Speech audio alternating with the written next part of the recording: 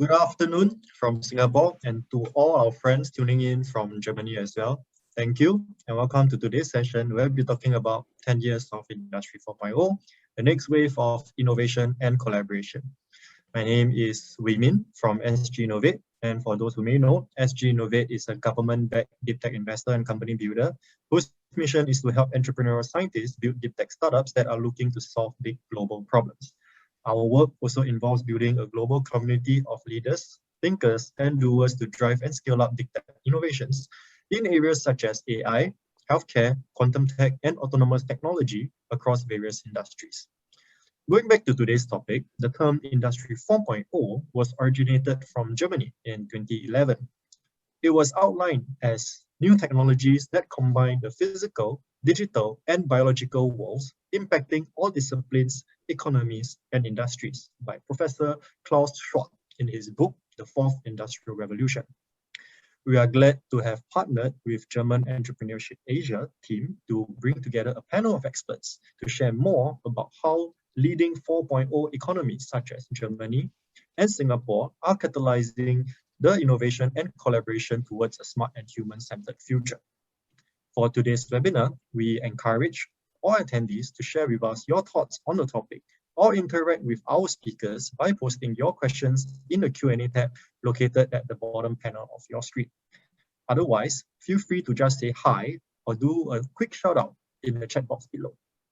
So before we start the discussion, do allow me to invite Ambassador Lawrence Bay, Ambassador of Singapore to Germany, to start off the session. Ambassador, please. Amy, thank you very much. Guten Tag to everyone in Deutschland, and good day to all everyone joining in from Singapore and elsewhere. I'm really delighted to be part of another webinar organized by SGInnovate.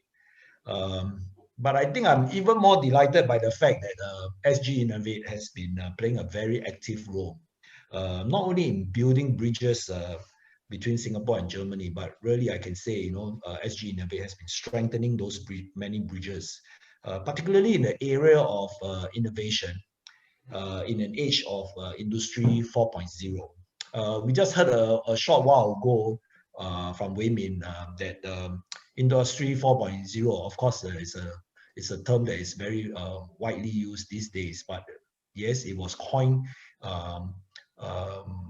by a German, I believe, Professor Klaus Schwab, who hails from the city of Hamburg. And many of you know that Professor Schwab is a leading figure as well as the founder of the World Economic Forum, WEF. He wrote a book on the Fourth Industrial Revolution, and he gave a very insightful speech in 2016 at the World Economic Forum at Davos, entitled Mastering the Fourth Industrial Revolution. So I think, 10 years has more or less passed since the term first emerged in the economic lexicon. It is only appropriate for us to reflect on what has been achieved, but also look ahead on what more can be achieved. I would say that necessity is the mother of both innovation and collaboration, or as they say in German, Notwendigkeit ist die Mutter von Innovation und Zusammenarbeit. And this has been proven again and again in human history. But I think particularly so in the last year and a half as we grapple with the COVID-19 pandemic. The first three industrial revolutions were significant milestones in the history of mankind, and each was underpinned by necessity. The first revolution witnessed the groundbreaking transition from steam-powered production methods, which rendered the traditional cottage industry and transportation by foot almost obsolete. The second revolution saw the shift to electricity-powered mass production, which we all know improved human productivity exponentially. And by the second half of the 20th century, the third revolution, the so-called IT revolution, saw the use of digital computing, telecommunication technologies to automate production and what what resulted was a tremendous increase in human connectivity, ushering in what we now call the age of globalization. Now, what makes the fourth industrial revolution or industry 4.0 so revolutionary, you might ask? I think it builds on the third revolution, but what makes it so transformative is the sheer potential that it effectively combines mass production with customized production through the intelligent networking of machines and processes. And in so doing, it actually connects people, and one can also say it connects machines and gives them very unfettered access to real-time knowledge. In short, it fuses the physical and the digital spheres, and as a result, this potential is tremendous, right? It can vastly change the way we work, the way we live, the way we communicate, the way we learn from one another, the way we collaborate. Germany, Singapore, and many other countries have embraced Industry 4.0. Many countries have embarked on, this Industry 4.0 strategy. And here again, one could say it is very much born out of necessity. Take Singapore, for example. 10 years ago, our manufacturing sector, which is an important engine of growth and accounts for about a fifth of our GDP, we were grappling with all the various challenges, right? Such as global economic headwinds, rising operational costs, domestic labor crunch, etc. And to overcome these challenges and to maintain Singapore's competitive edge, we quickly realized that we must adopt the Industry 4.0 model and move towards innovation-based and high-value production. In the past year, the ongoing COVID-19 pandemic has accelerated the urgency of transforming our manufacturing sector. And I think also entrenching Singapore's place and position in the global value chain. I think you hear that from,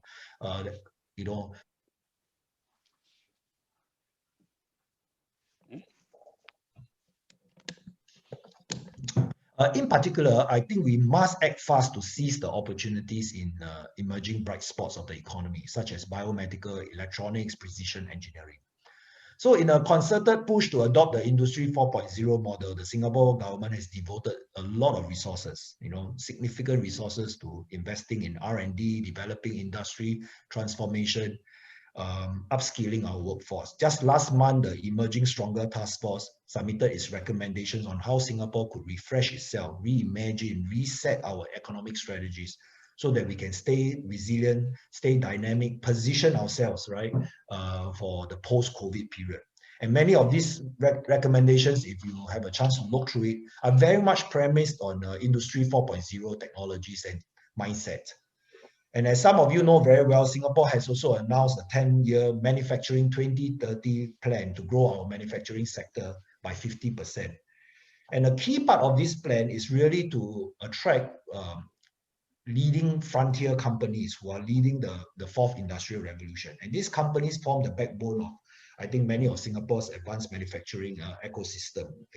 Many of them are, I'm glad, represented in the panel today. Later, the audience will get to hear from Siemens, Bosch, ProGrowth, and Transferry later. And these companies, these are all trusted German partners, with very long-standing economic ties to Singapore. Siemens and Bosch, for example, they are now an integral part of the Jurong Innovation District, which is Singapore's largest living laboratory. They have set up the Siemens Advanced Manufacturing Transformation.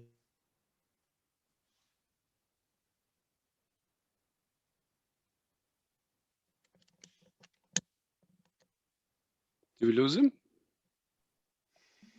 Yeah, I think might have some connection issues over there with Ambassador.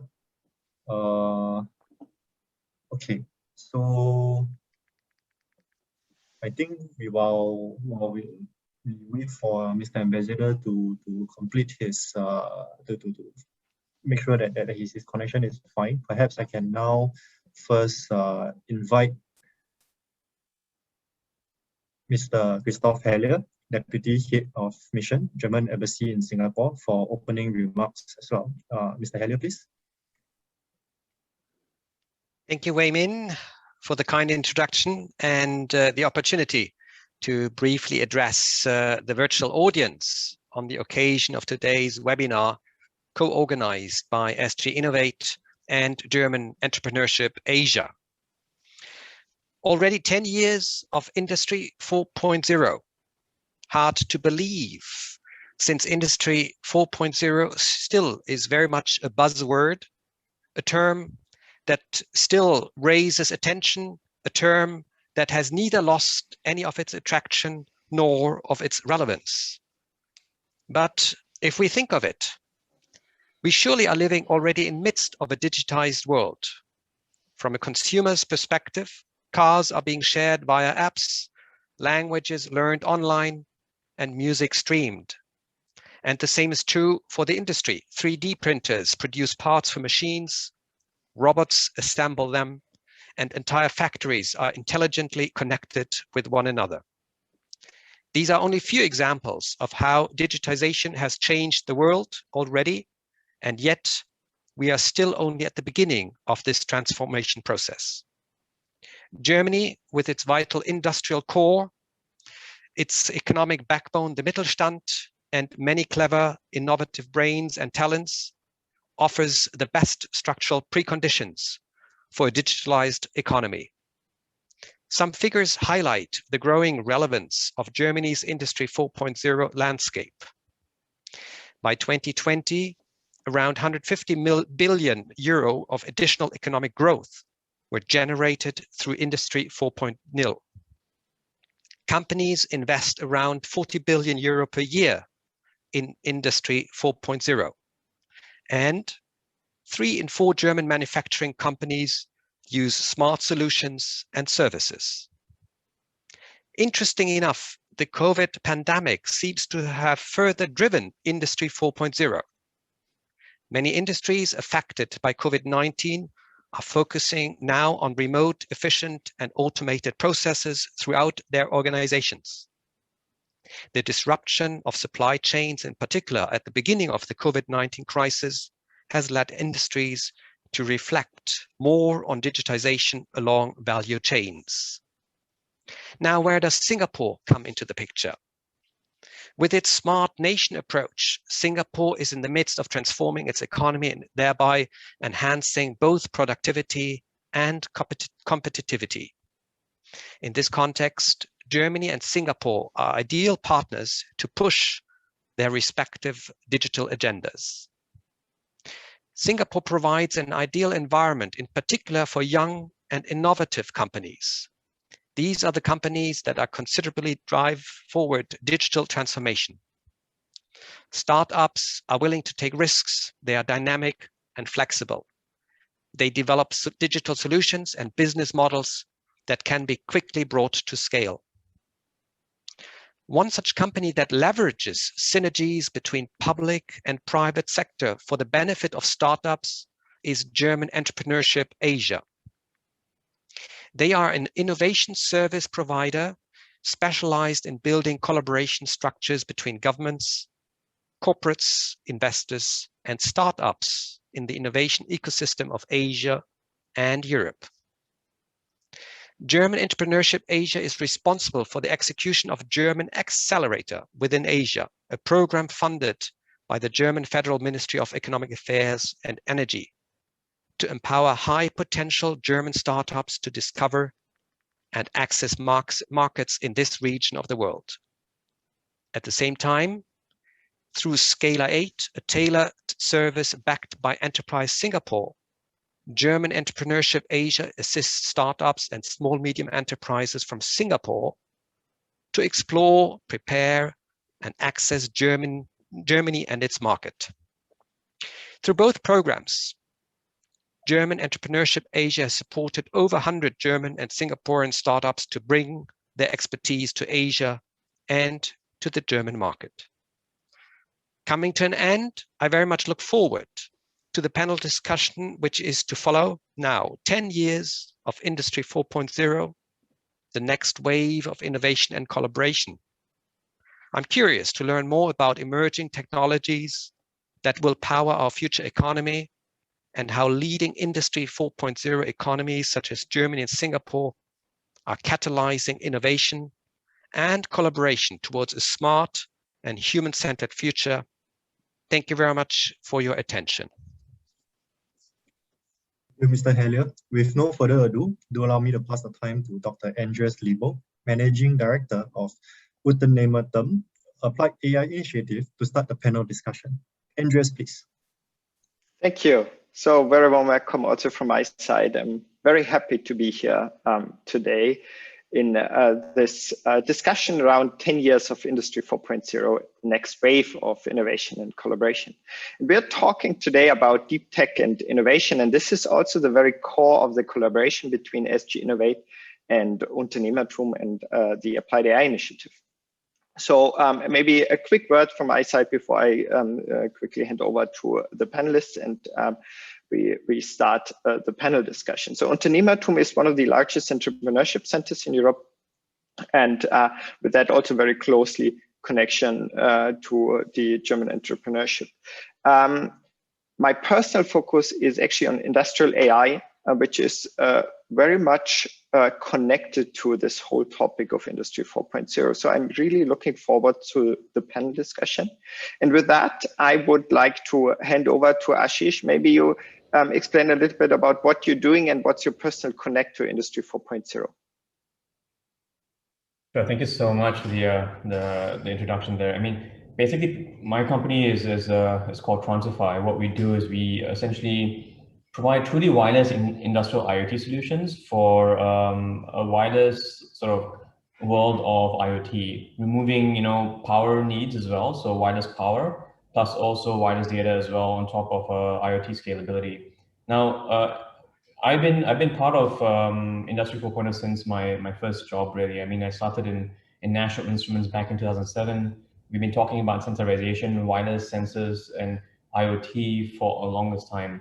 And yes, I mean, as mentioned by some earlier, yes, it's always been a buzzword. It's always been something that we've been trying to strive towards, where we're looking to autonomy. But there's always been some sort of like holding point, and at various stages, there's different types of holding points. Now, as Transify as a company, what we focus on is to make it really simple to do the first stage, which is instrumentation, where we provide that seamless wireless power plus wireless data, allowing for like a lifetime of sensorization without the need of batteries or even cabling infrastructure. And then, as Lawrence mentioned earlier, we look into Industry 4.0 as multiple sort of stages. And if you look into how it worked, power has always been the background. So from the first is all about AC. The first is all steam engines.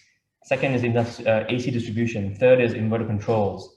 And now in the fourth industrial revolution, we're looking into autonomy. And for that to happen, you need sensorization, you need digitization in a mass way. And you can't rely on cabling infrastructure or battery technology. And that's what we focus on, is to be able to remove that from the equation.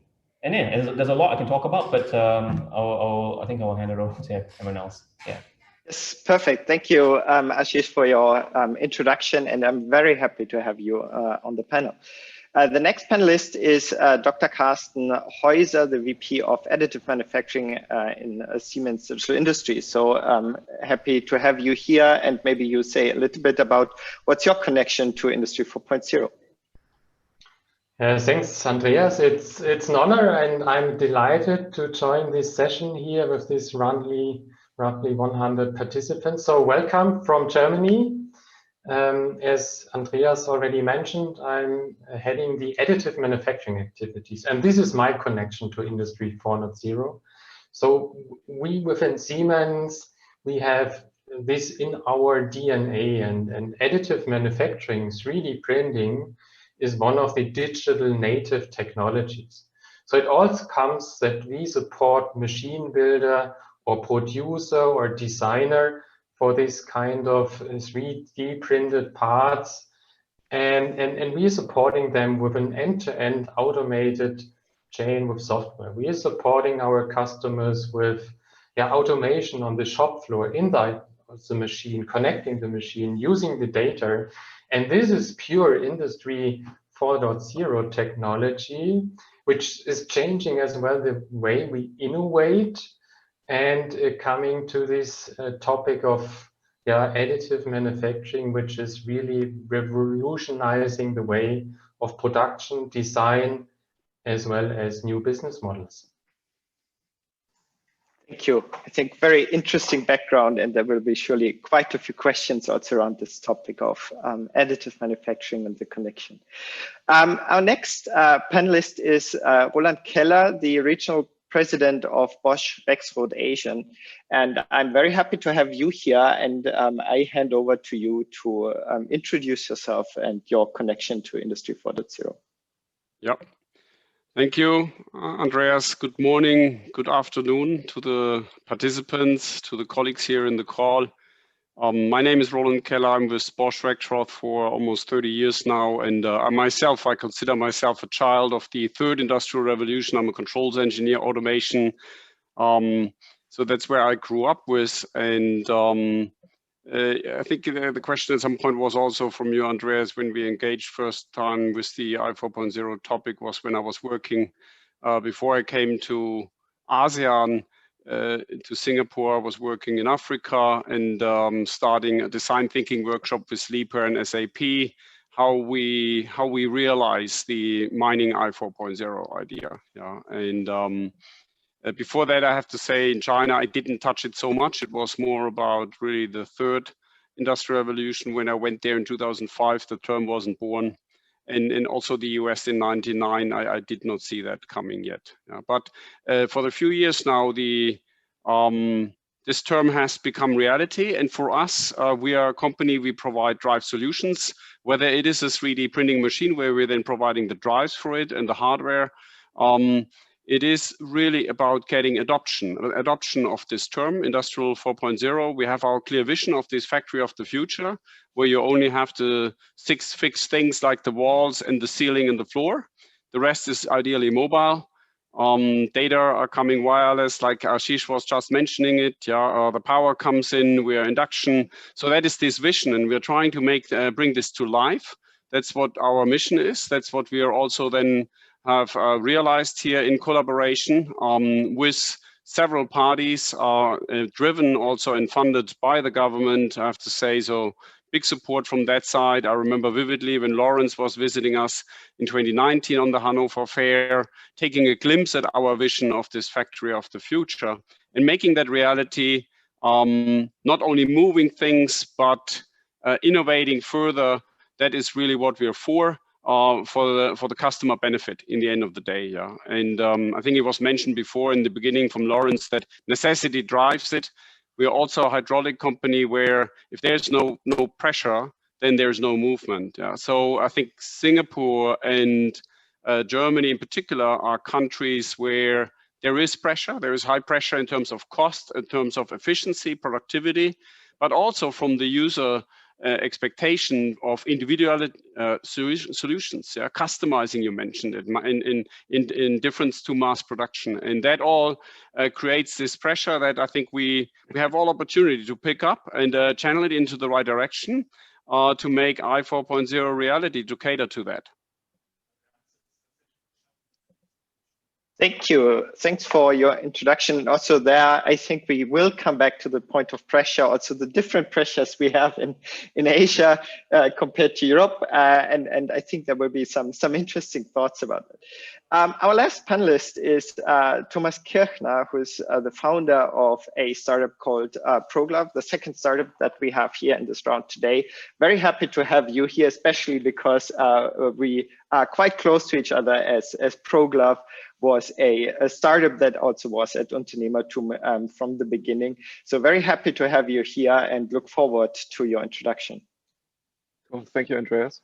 So hello, everyone. My name is Thomas, one of the founders of ProGlove. And welcome to the ProGlove office. As you see now, a lot of people here. We're still in home office mode. I'm also here from Munich. And what we do as a company is we are making a smart glove. So that's our smart glove. It's basically we're making them to make the worker more efficient. And there are a lot of sensors in there that we are using, but the number one sensor is actually a hands-free barcode scanner. So if you have to scan something, you just press it, it scans, you get a feedback, you are completely hands-free. That saves you 3 to 4 seconds per scan. But you have to build a car, for example, you have to scan roughly 1,000 times per car. So it saves a lot of time. And that's where we are selling to lots of car manufacturers, logistics companies. As a company, we are 200 people now. We raised $50 million in capital. And our role in the Industry 4.0 is actually, so we see a lot of factories of the future where no human worker is in there. And actually, we don't believe in that. So we believe the human worker is a very central part of Industry 4.0, and you have to augment this worker. So you have to connect them and also help them in these processes. And that's kind of our role. We are taking care of the human worker in this economy. Thank you, Thomas.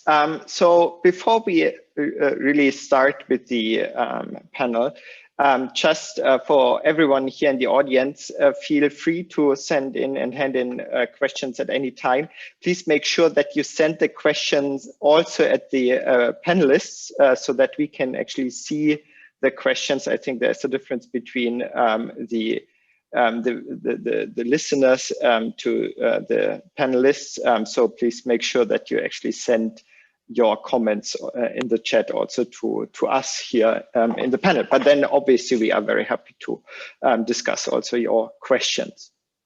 So we heard quite a bit already about the personal connect, and I think as the panel is more or less looking back at 10 years of Industry 4.0 and this fourth industrial revolution, the first question obviously would be, what are your thoughts where we are right now? Is it already over? Is it just starting? Did we now take the last 10 years to really prepare things? So what are your thoughts? And maybe the first question to the established industry, and then we go to the startups and hear maybe a little bit of a different perspective from the startups. So Roland, maybe you want to have your impression of where we are right now. So if you look back when it started in the 1780 something in Manchester with the first industrial revolution, you can do your math how far we are into this 4.0 thing, right? So it's certainly not the end. It's merely the beginning, I would say. It's a journey for sure.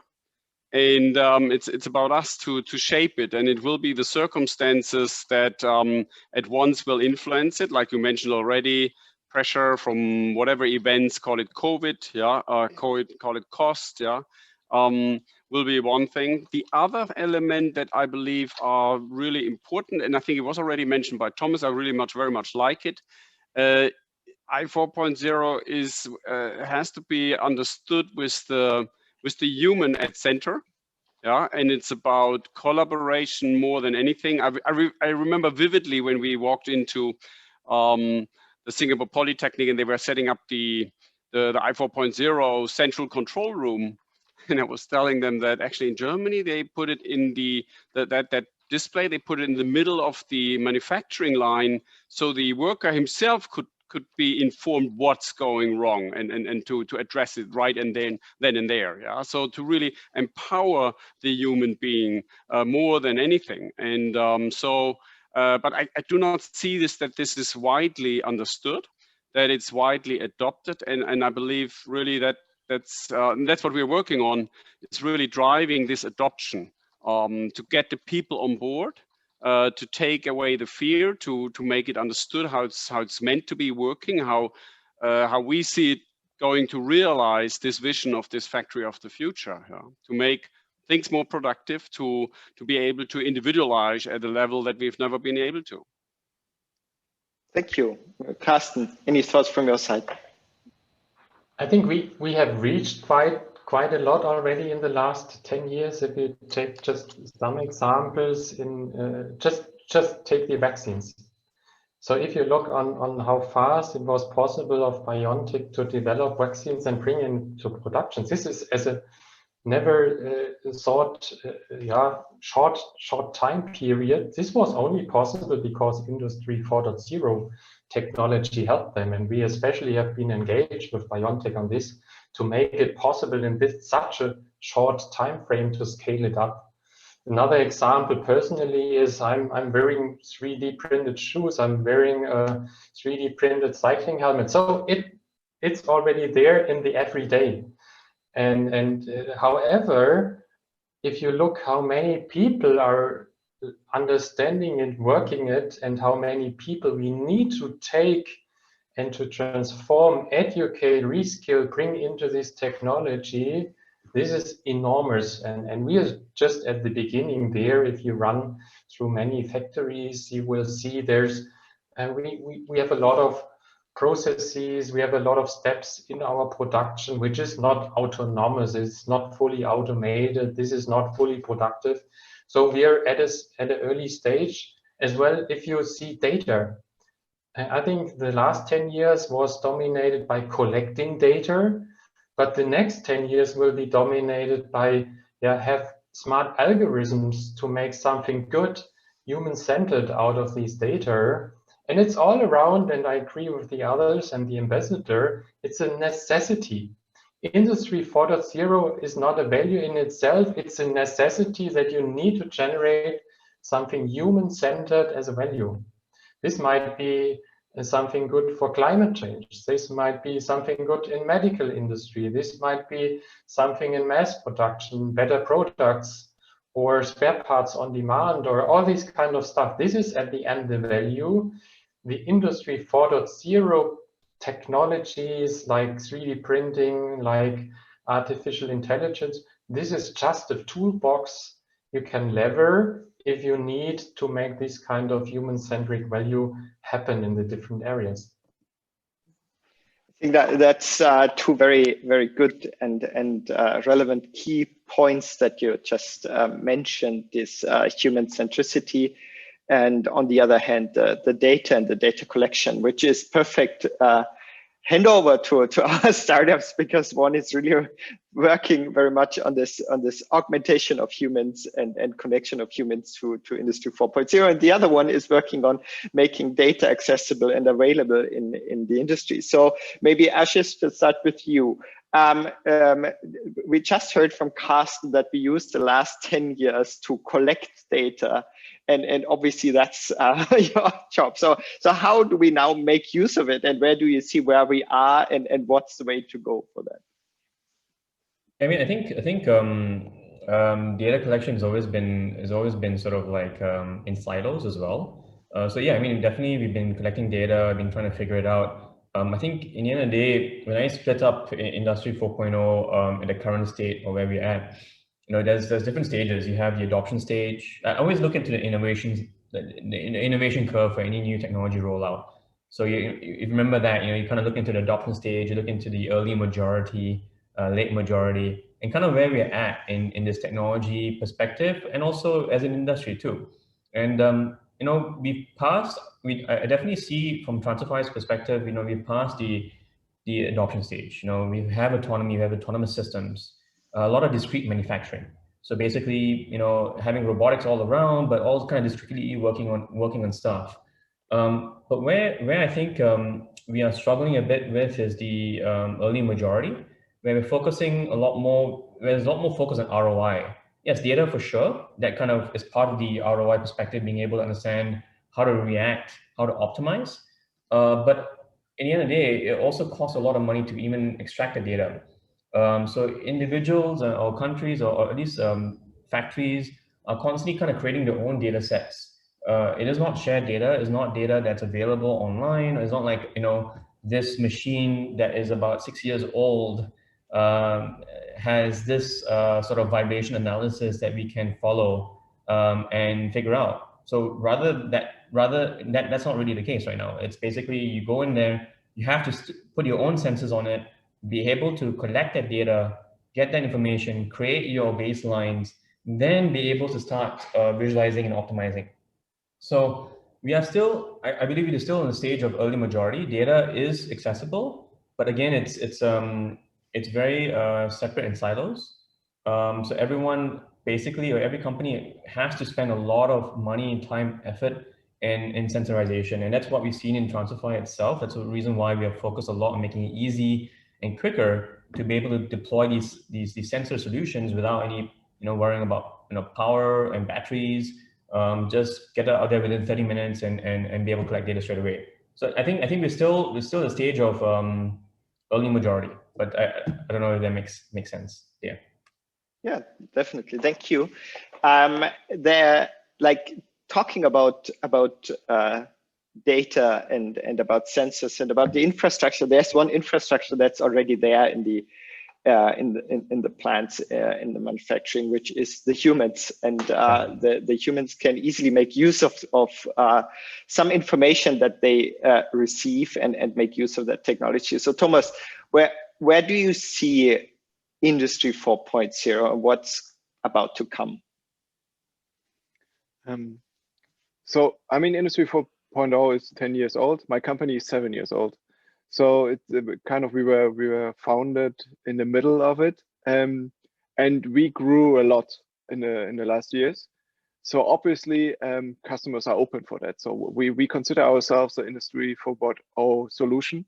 So in that realm, and our customers really like what we're doing, and they were very open. And so we don't see a lack of interest or a lack of, hey, we want to innovate and want to get new solutions in. What we see is, and that's a problem everywhere, a factory is normally has grown over the last 20 years organically. So there's very rarely that you build a completely new factory and you can put in all the new technologies. Most of the time you have an old factory that grew over the last years, over the last 20, 30 years, if I talk about the big BMW factory here in Munich. And you have to get basically new technology in gradually, and it's a growing system. And I think I see that for some technologies a problem, because you have to work also with the old technologies. Of course, it's easier to build something completely new, but the reality is you have to create a value for the customer by adding on top of the system that's already there. That's just the reality. And I think there are some solutions that could be, or some technologies that have to be adapted for that. Of course, it would be great if you just do everything with that new technology, but you have to work with the old system that is already there. And I think we see sometimes we see that you have to create a solution that is plug and play as easy as possible. And then the biggest driver is value. If you don't create value for your customers, and in our case for our industrial customers, then your technology won't have a chance. Even if it's the better technology, you have to create value. So also we see that specifically with robotic systems and the human worker. Of course, robotic systems are great, and but they're immensely expensive still. And the human worker is just so smart, so flexible, and comparably so cheap compared to a roboter, that the new technology doesn't have any chance in lots of cases.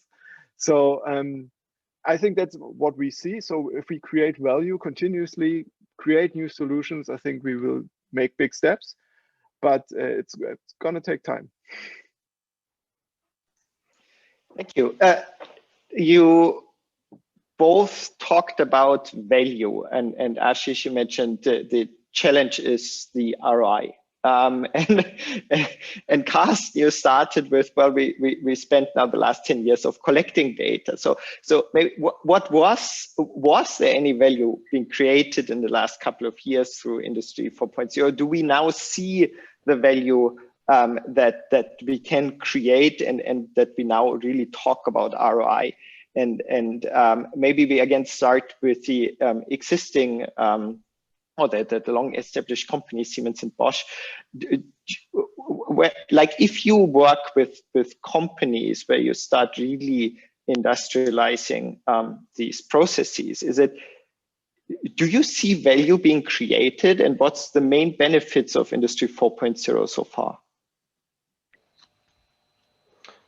If I may start, I think we create value as well, and I fully agree to Thomas.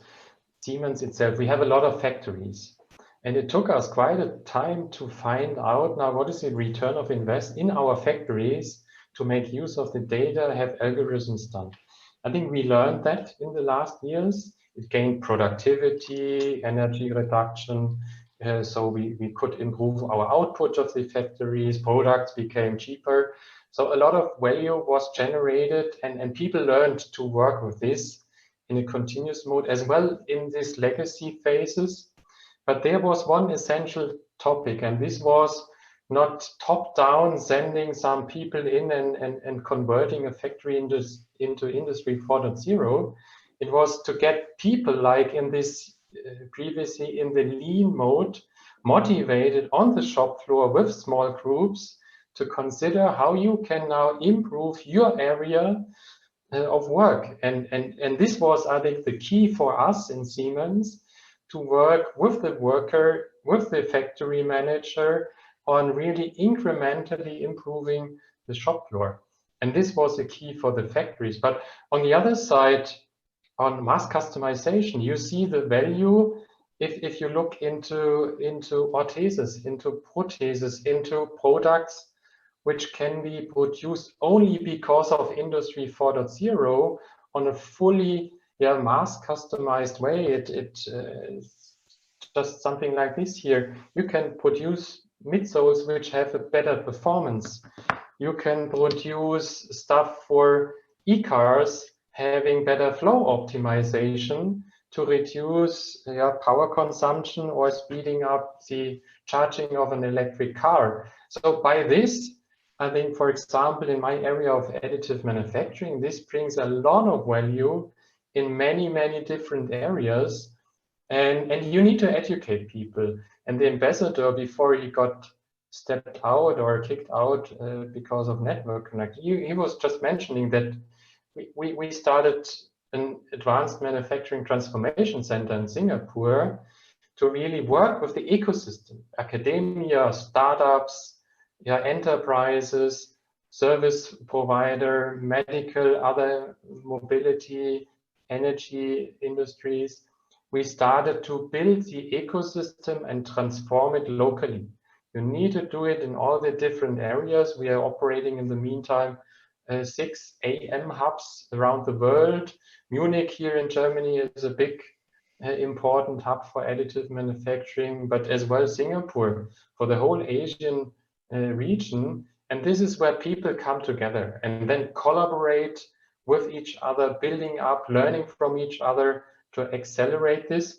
And startups are very important because these are the new ideas, the new workflows, the new applications coming in. And I really love to collaborate as well with startups in many areas, helping us and we helping them as a synergy to bring this into life.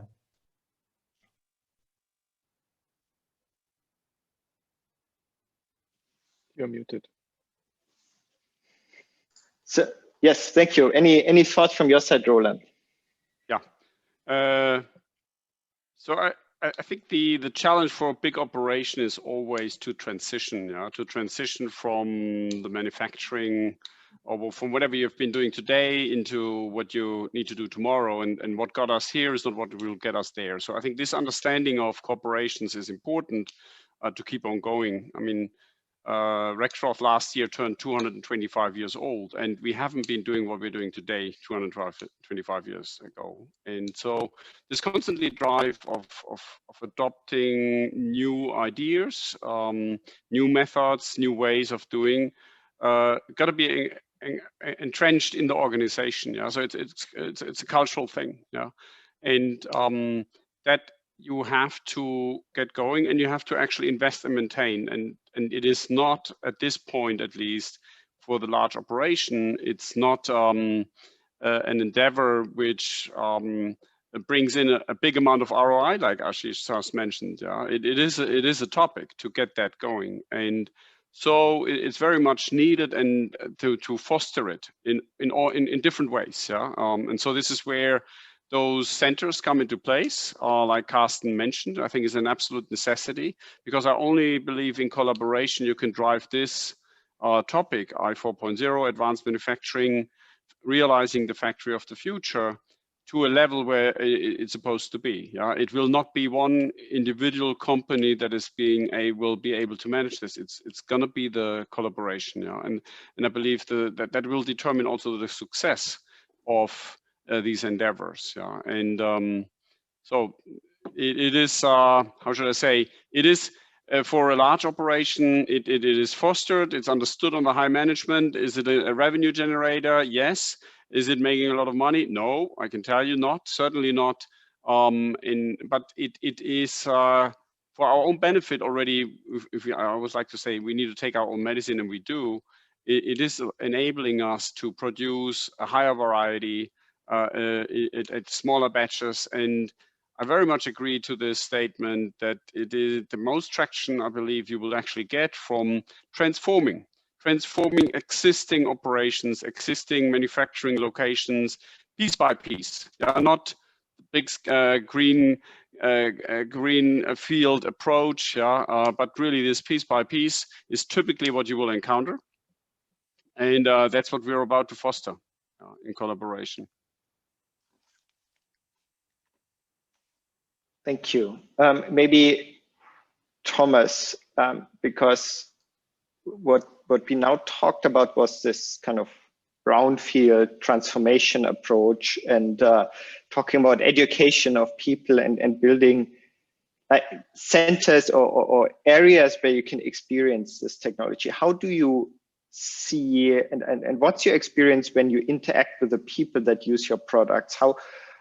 What's the acceptance, and do they also see the value, and how open they are to this new technology? So there are always two groups we are talking to. So on the one hand, there's the worker, and on the other hand, there's the logistic manager, because we have a user, that's the worker, and we have a buyer. And the worker, really, they are welcoming us with open arms, because they have a hard job. We have a solution that makes their job easier. So it's an easy product, so they always like us. And then we were always surprised about the innovation teams or logistics management teams, because they are completely driven on efficiency. That's their job, and they're really good at their job, and they're looking at lots of new technology, trying to integrate that technology. So I'm surprised, or I was surprised from the beginning, how open big companies are for new technology that really creates value. One of our first customers was BMW. And everyone told us at the beginning, no, we will never sell to BMW. You need a partner for that. And maybe over the partner, maybe you have a chance. And it just wasn't the case. They just said, hey, we said, here's our glove. And they said, okay, let's try it. So it's really, after 5 minutes, we were on shop floor level, really testing the product and seeing what happens. So I think, at least in our experience, everyone is completely open if you create a value. And that's also, we talked about the startup scene. I think the startup scene is good because there are lots of startups, and only if you create value, then you get bigger and you sell your product. So there's a natural competition to create value, because otherwise you're gonna get broke and have to stop your startup. And customers, of course, see that. So big corporations, and Bosch and Siemens are also customers of ours. So of course they see that, they test the product. So, and that's why startups are so good, because only if they create value, they're gonna exist in the market. And you see all these Industry 4.0 startups and these new solutions getting into bigger customers. And I think you can see in their success how much value was created over the last 10 years. You are muted again. Maybe to link that to the questions we have from our listeners, and maybe a question to you, Ashish. We now talked about this value creation on the one hand, on the other hand about the startups and the ecosystem. There's one question that's about the startup ecosystem in Singapore, and especially talking about Industry 4.0 and this more top-down approach of the Singapore government. How do you see the bottom-up movement? How do you see the entrepreneurship in Singapore, especially in this Industry 4.0 ecosystem? What's your thought about this? Yes, I think obviously Singapore is definitely a country that provides a lot of funds and grants to be able to improve productivity, improve automation, and also just focus on being able to hit that or visualize Industry 4.0 as quickly as possible. You know, with ARTC, with different type of technologies that the universities are putting in plan. I think one of the big things for startups is trying to create a space and value. I think that always value is a big thing, right? So value creation is always the biggest part to anything that you do as a startup. But the hard part is being able to also work alongside a well-funded system as well. So you have a well-funded system with all the universities and technology being implemented into the factories here. But with startups, we have to also be able to create a space that's different. That we are also going against these bigger research institutes to be able to provide value to the end user or customers on the road. So it is tough for sure. Industry 4.0, I think, is something that's already rolling out anyways.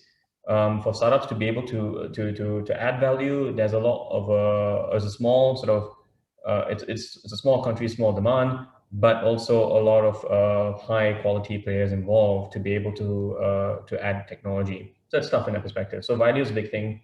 What we focus on is obviously trying to visualize the ROI as much as possible. And yeah, we know the value of Industry 4.0. We know the value of digitization. We know the value of being able to optimize and put control systems together. But the hard part right now is that, okay, to implement this in a brownfield, to add a machine, as I think Thomas was saying, it costs a lot of money. To add sensors, it costs a lot of money. To just, I mean, even downtime, like for example, if I want to be able to put vibration sensors on a machine to be able to detect any potential faults, we're talking about $1 to $2 million per hour of downtime. So just to be able to shut a machine down, to add sensors on it, or to add any technology on it, costs a lot of money. So it's a hard one to be able to always justify, and that's where I think, as I talked about before, information and understanding a bit more about across the board type of results will be a huge thing down the road. So being able to understand, like example, say if I close this machine down and implement these vibration sensors or whatever maybe for maintenance aspect, what is the value I'm going to get in the end? It's kind of hard to answer that straight away. It does require a whole sort of ecosystem of changes to happen to be able to see the full value, but it's something where it's missing, right? You don't know that till you try. And that's kind of where we are at in Industry 4.0 as well, is like, you won't know till you try and give it a go, and then maybe a year later on, then you'll see those visualize those benefits. But anyways, I think I'm gonna cut it short there. But yeah, there's a lot involved in that perspective. Thank you. Maybe to Roland, a similar question, which was a follow up here also in the Q&A. About how do you see Singapore? What's your view on the innovation ecosystem besides your own R&D centers and what you're doing there? So how do you see Singapore's role in Industry 4.0? So first of all, Singapore is a frame, from my perspective, second to none in the world. Yeah, the infrastructure is superb. Yeah, IT. Physical infrastructure, the JID Innovation District with the underground transport systems that they're putting into place, with the AGV lanes on the aisle, so to speak. Yeah, so I don't think you find anywhere a similar infrastructure. And if you also look at the companies that we are working with that have grown over the last 10 years, 15 years, yeah, to $100 million companies, yeah, providing solutions to industry, yeah, whether it's semicon, whether it's biomedical, yeah, they're very impressive. And so I believe there are few places like Singapore where you can actually actively drive this development. I mean, they also have the high pressure, clear, yeah, the costs are high, and they need to work on productivity constantly. They can never stop. And so from their perspective, superb frame.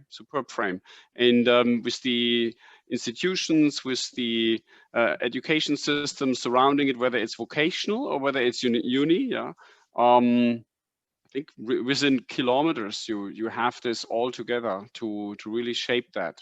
And I think there's a reason why companies like Hyundai, why Shimano, they're coming into this space and not only building R&D centers, but also really their plants. Andreas, Thank if you. I may, Yep. in this regard, because before the COVID time, I was very often in Singapore, and I love this density of innovation in this area. Maybe the medical area, the infrastructure, the mobility area, the energy area, aerospace industry. So everything is so dense nearby. And you have great communities with NAMIC taking care on this additive manufacturing activities in Singapore. And this as well was the reason why we teamed up and took leadership in responsibility in building this advanced manufacturing transformation center, and companies like EOS, like TÜV, like others joined us in this, because sometimes for startups it's a hurdle that the initial invest, while you don't have yet your solution, you don't have yet your business plan ongoing, the initial invest is pretty high, especially for 3D printing, getting access to machines, getting access to the top software solutions. And this is something where I think we lower the barrier with getting people a space to co-innovate. And the second thing is, don't invent the wheel from scratch if you are a startup. Take the advantage what you find somewhere at a certain level. Sometimes you need to be very fast to build your own MVP in the industry, but at a certain level you want to scale worldwide, and then companies like Bosch, like Siemens, like others probably are a good level for you to scale your business worldwide. So don't invent as a startup the wheel, always take and ask whatever is already there to be used, to be coached, to be connected with the world. And this can really accelerate as well the industry 4.0 further in the Singapore area for the whole Asian region. Thank you. So as we are about 3 minutes before already the end of this conversation here, and there are so many questions left, I think we can spend the next hour at least to talk about these topics. But I would actually like to have from each of you an insight to the kind of second highest rated question from the audience, which is what could be the major Industry 4.0 innovation that would significantly impact our world in the coming years? So what, from your perspective, is the next big innovation that might come through this Industry 4.0? And maybe that's a good end also. So maybe just quickly some thoughts from your side so that we have the chance that everyone can say something. And I would start, Thomas, with you. I have no idea. It's because I'm in the startup landscape for a long time now, and I see big technology, big innovations coming, and I can never predict what wins and what not. So it's for me, it's looking at it today, seeing what works, and then developing it. But I'm really bad in predicting what's going to work in 10 years. Sorry. I think that's a totally fair point. As working in an innovation center, I feel the same way. Any other thoughts from anyone here? Any ideas, Roland? Yeah. So the I believe the entry actually into advanced manufacturing, into I 4.0 is actually not as high as you would think. A couple $1,000s will get you going to create transparency. And what you still need with the created transparency is the brains to connect the dots, to make sense of it, and to go maybe from an event or time-based schedule that you might have for maintenance or whatever to an event-based schedule, or to a capacity or how much it's used, a schedule. What I believe what will be really changing the world is a couple of years ago, cameras have become more powerful than human eyes. Their ability to detect patterns, to detect things, are beyond what a human is capable of. And so in Bosch, we're really talking nowadays no longer about IoT. They only talk about AIoT. And I really believe this connecting this artificial intelligence, with this IoT insight, so to speak, that you can get, the transparency, the data, because you could collect all the data. But if you don't know what to do with the data, so what? And chances are you have so much data, you don't even know where to start. So this AI I'm absolutely convinced will be a total game changer. So you might not think about what you're going to wear because somebody suggests to you what you're going to wear because of your schedule. So in the morning, that's going to come up. And then equally, I think it goes one thing's for sure, and I agree there with Thomas. It's beyond our imagination what comes out of it. I'm absolutely convinced about that. One topic I agree all to Roland and Thomas' prediction is pretty impossible, but I think the topic of sustainability in the future is a big topic for us in the Industry 4.0 technology, how to make use of what we have to solve this and to improve on CO2 emission, to improve on sustainability.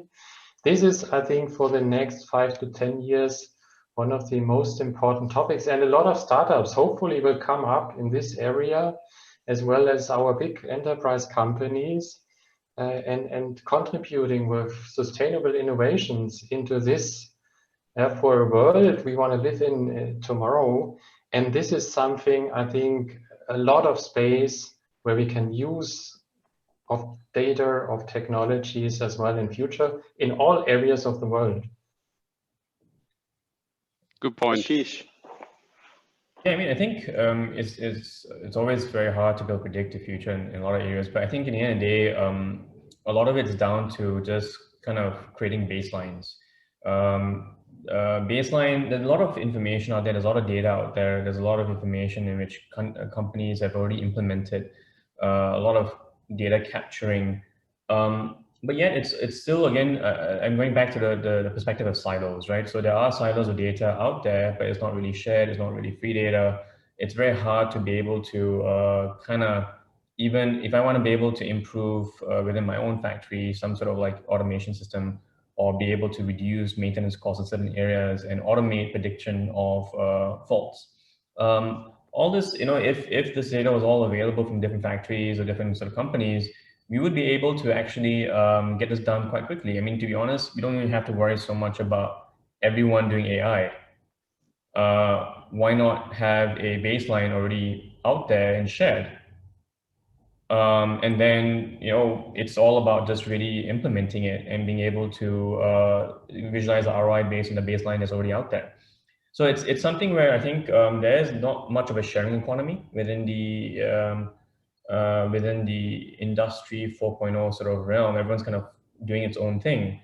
I think that will move mountains if you're able to do that, because it just really helps, not even startups, right? So in the end of the day, it helps a lot of people to be able to really know what they're looking at, know what the baselines are, what we're going to improve on, what's the outcome.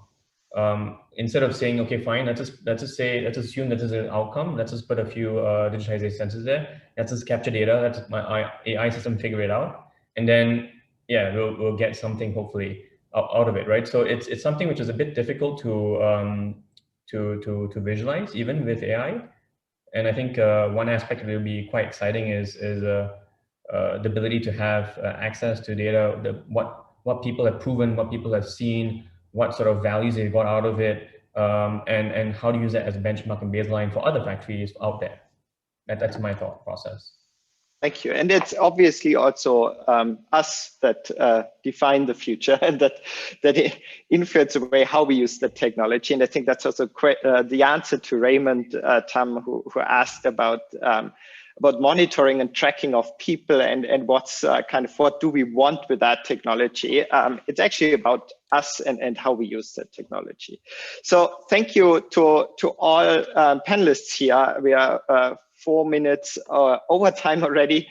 Thanks for this very interesting discussion on Industry 4.0, and I'm immediately handing back to Raymond. Thank you, Andreas. Wonderful interaction with the speakers. And once again, it's a pity that we can't address all the questions, but it's great to see that once again, Industry 4.0 is being so relevant. We have so many people participating in this session or from the audience. Perhaps if you really cover all the questions, you will really take another hour. So maybe next time we'll have another one. But for now, I'd just like to represent SGInnovate to thank you And also to all the attendees who stayed with us until now. Also, a big thank you to Ashish, Roland, Carsten, and Thomas for the great insights and discussion points shared. Once again, for the attendees, just do a quick look out for our post-event mail, which will contain the recording of this session. And do reach out to us at events@sginnovate.com if you would like to connect with any of our speakers or just to have a chat with us for collaboration opportunities. Do remember to also give us your post-event feedback when you exit the webinar or through the post-event mail as well. And with that, this is Wei Min signing out from this webinar. Hope that everyone have a great day ahead. Stay safe, stay healthy. Hope to have you again on our next webinar. Thank you, everyone, and goodbye. Thank you. Thank you. Goodbye. Thank you. Bye.